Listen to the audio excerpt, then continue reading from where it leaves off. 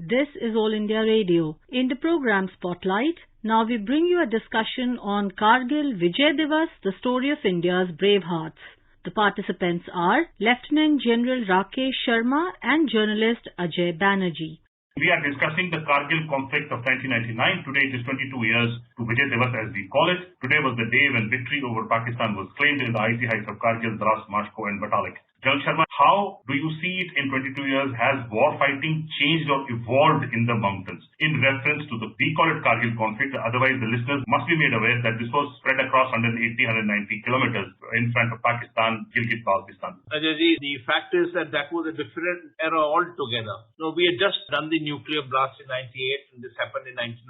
And the situation was different. We were, those days, vacating those heights in the Kargil sector in the entire area in winters, both of us, Pakistan and us. And there was a kind of bonhomie which was coming up across with Pakistan. There was a bus travel that happened to Lahore, and the general impression was things were looking up. And that's the time when, while all this looking up was around, the surreptitious action happened. We were, as you recollect, only one brigade used to look after the entire Kargil sector. There were 4 battalions of ours and a battalion of the Border Security Force, and that also winter months were not around.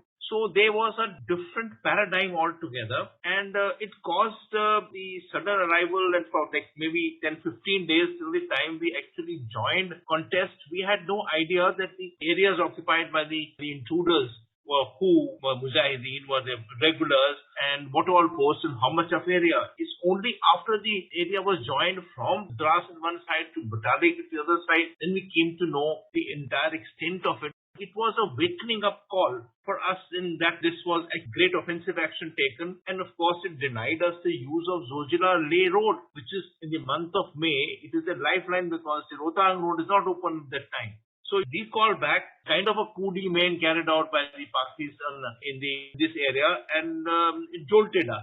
And of course, these talks of Stoke Talbot and Jaswant Singh were on, and there were sanctions spoken about against India.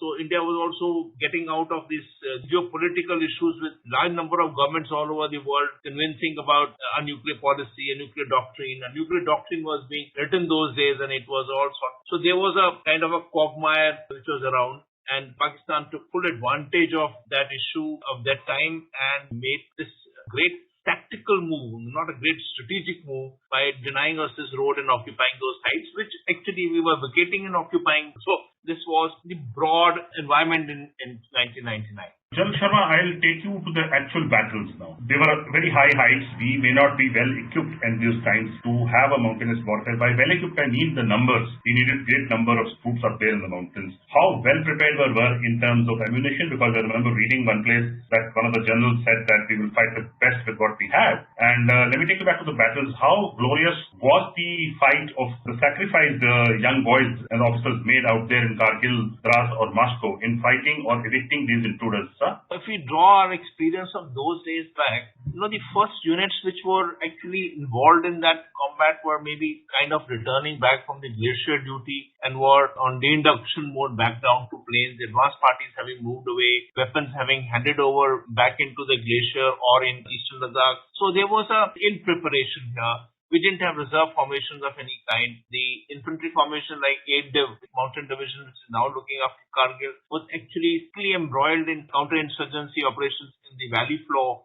So, in fact, I can draw a parallel to Galwan also, and of course, maybe out of place here, but if you draw a parallel, we were similarly devoid of reserves, even 2020 in eastern Ladakh. But when we go back to that era, they having moved 8 Div, which came, and there was immense amount of valor shown by 3 Infantry Division, which was the Leh people. They fought traversed down to those heights, Tiger Hill and all those peaks. Subsequently, when you stand on Tiger Hill, you say, how the hell these people climbed up from the Dras space floor, the second coldest place in the world, and came up to this height of Tiger Hill and captured with the Pakistan forces having occupied such centers. So, it's hats off to the valor of our people. Now, talking about ammunition and things, see, there was a paucity of many things here. There was a great paucity of artillery. One division, firstly 15 Corps, which is, as you're aware, Srinagar-based Corps, were looking after from Ramban right up to Chumar. The entire eastern Ladakh was looked after by just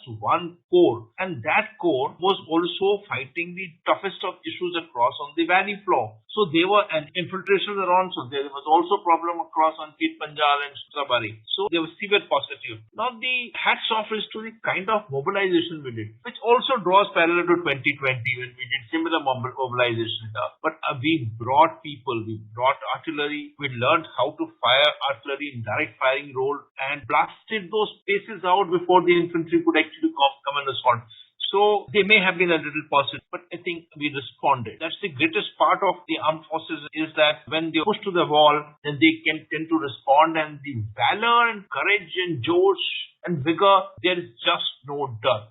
527 martyrs in just 2 months, 1,100 odd injured. It was the pitched battle of any kind that we know of. Jan Sharma, how things changed after Kargil? Now, as we know, there is a corps up there and there are TIV, which is well equipped, well armed, especially in light of the Eastern Ladakh imbroglio, and also the Kargil Dras axis. How well entrenched or how well equipped today we are, and how many are we holding that wherewithal to push Pakistan back across the Gilgit-Baltistan in LOC in that section? What happened post-Kargil was that we had the toughest of these 2 years, 2000 and 2001, in insurgency in both 15-16 core zones, which is in the Jammu area and Srinagar area. So over 2,000 terrorists killed. So the Pakis also, while doing Kargil, also planned to ratchet up the insurgency in these areas and make life tough. So when we moved 8th Mountain Division from the valley floor and additional troops which came into Kargil sector, the valley floor became devoid. So first change that happened is that 14 Corps was raised and 15 Corps was finished at Zojila Pass, and there was a new corps handling it. But firstly, Srinagar areas and the areas of the valley floor had to be taken care of. So 2 more Rashtriya Rifle forces were created in this period of 2000-2001. Second is that we were vacating those posts. Now we got prepared. So we moved. We moved in a manner that we created the infrastructure of a kind that, we were able to sustain the forces if they do not vacate, because the trust deficit became total. And having seen what the Pakistanis did in an infiltration in 2001, 2003, 2004, so the line of control in Kargil sector, which were not similarly handled as, say, Uri or Kupwara, started thereafter to be handled in a similar manner as Kupwara, Uri or Punch or Hamirpur or Rajouri sector. So that was the first major transformation happening. So all these things are changing, and of course we can discuss the K. Subramaniam committee and the Gupta ministers, which started working, and many things started moving. The intelligence setup in India was totally revamped. The whole NTRO came up and the NSCS came and the first NSA was appointed. So the transformation in India was total after the Kargil war. You make a very valid point, sir. Now I bring you to one of the most contentious issues which is often discussed in think tanks and strategic circles.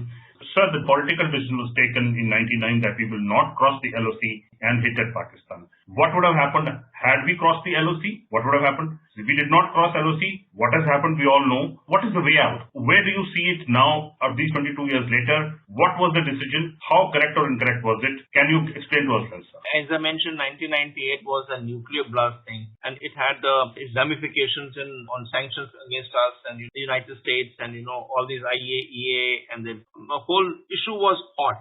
So, we were not able to make a decision of crossing LOC because thought was that it would problems. So if we had to get the Bofors guns, and so many guns or so many regiments were brought from planes. So I think the logic was that maybe an expansion of conflict across all along the western border was not the right time, because we were fighting a tough battle with large number of troops, large number of formations, and sustaining them. So the thought process of not crossing the line of control was decided at that time.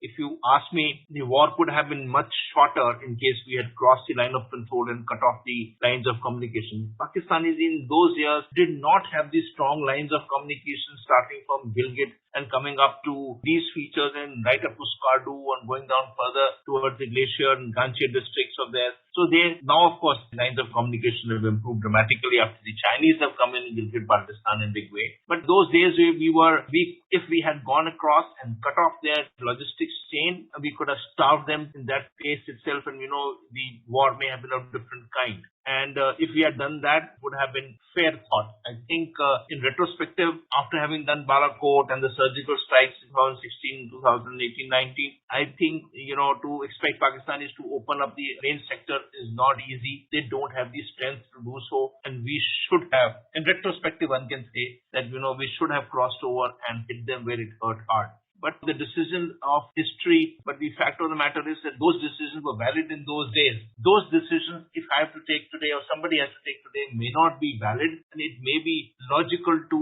employ the forces in a manner to cut off the area, shape the battlefield to the best of your advantage. But like I said, those restrictions, those years were valid by the decision makers in those days. Sir, how do you think the friendship of US with Pakistan in those times stopped our decision or helped us make our decision? See, those years, they were one homie with the United States and Pakistan for quite some time, especially till the time Soviet Union broke apart and, became Russia. In the 90s, the first tenure of President Clinton, of course, there was Rafael, who was the ambassador in the United States, and, husband had been killed in that aircraft with Jan Zia. So there was a little one homie continuing. But I think by the time to say that same relationship stood between President Clinton's second term and Pakistan may not be true. I think by the second term it came out that President Clinton had changed his opinions about India. So many rounds of Stoke Talbot and Jaswant Singh talks which happened, which also opened up conversation between two countries. And the world started recognizing that, look, in the most difficult of terrain, no wars have been fought at that altitude in this kind. The Indians have done a fantastic job. By June end, after Tiger Hill had fallen, the world was noticing, that this is different force altogether. So I thought that the Riot Act, and on 4th of July, which is a holiday in the United States, Prime Minister Nawaz Sharif landed up there, and he was strongly arm-twisted, and despite the military all in control, Musharraf was the chief, they still had to bow down and said, okay, enough is enough. And I think we showed strength by the nuclear blast. We showed strength in this war here. We showed strength. We had the resilience to accept a challenge and get on with it. So the globe was changing. By 2000, the world was changing, and I think they were noticing India in a different light. Jan Sharma, I would also like to bring you on to the aspect of the families who have lost their dear ones in this. People have lost their sons, their husbands, their fathers into it. There are young girls and young boys who've been born when their fathers were no more. They were in their mother's womb when the war took place. What is the message for them, sir? This was the first live war that we saw, and it was telecast directly. Most of us, we saw the valor. We saw people who were speaking on the television, who lost their life, became martyrs in 2 days. And I'm from 11 Gurkha Rifles. My regiment, first 11 GR fought so bravely in Batalic sector. Captain Manoj Pandey got the PVC. We know their parents so well. The nation suffered along with his 527 people who lost their life. And it's not here alone. There were duels going on across on the line of control in Jammu sector and also in Srinagar sector. There were also problems happening on the other side. So, people losing lives the other side also. So the nation saw the grief of these people. In younger days in 1965, one used to hear on radio as what's happening on wars in 71.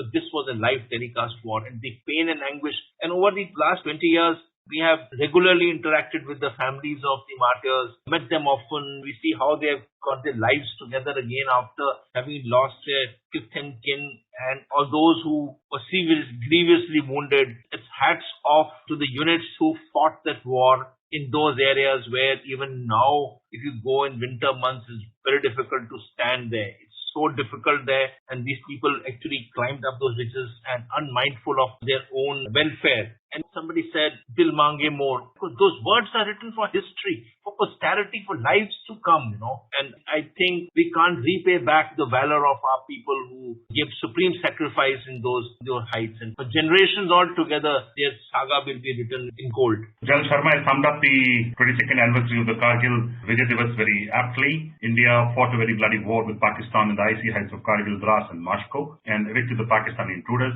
This was, as he rightly put it, was a surprise to us. The Indian Army responded very well and wrote a chapter in glorious history. Thank you for speaking to us, General Sharma. Thank you, Ajay. You were listening to a discussion on Kargil Vijay Divas, the story of India's bravehearts. The participants were Lieutenant General Rakesh Sharma and journalist Ajay Banerjee. This program was produced and presented by the News Services Division of All India Radio. You can listen to it on our mobile app News on AIR. This program is also available on our YouTube channel News on AIR Official. You may email your opinion about this program at airnsttalks@gmail.com.